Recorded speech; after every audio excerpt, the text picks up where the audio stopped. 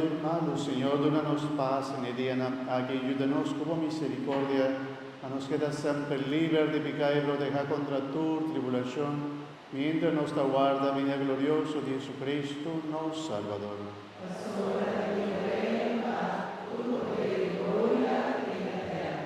Señor Jesucristo, vos avisa vos apóstol, en la mitad larga vosa paz me da una voz. No míranos canas, sino fe de tu iglesia, y según tu voluntad, donanos paz y unidad completo, a vos viva y reina dentro del siglo de siglo. Amén. Paz y Señor, se siempre con vos.